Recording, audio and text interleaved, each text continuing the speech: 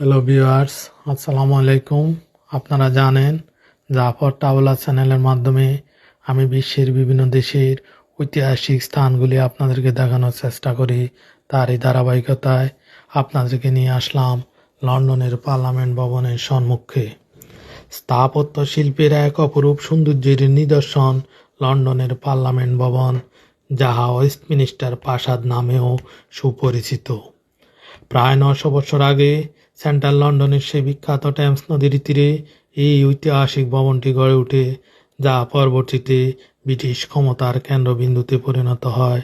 British parliament হল যুক্তরাজ্যের সর্বোচ্চ আইনসভা, যা দ্বিকক্ষ বিশিষ্ট, এক উচ্চকক্ষ বা হাউস অব লর্ডস, দুই নিম্নকক্ষ বা house of Commons. House of Commons 650 জন নির্বাচিত এমপি নিয়ে গঠিত। এই বলে এখনকার মতো বিদায় নিলাম। আবার দেখা হবে কোনো এক নতুন স্থানে। সে পর্যন্ত সবাই ভালো থাকুন। জাফর ট্রাভেলার্স চ্যানেলের সাথেই থাকুন।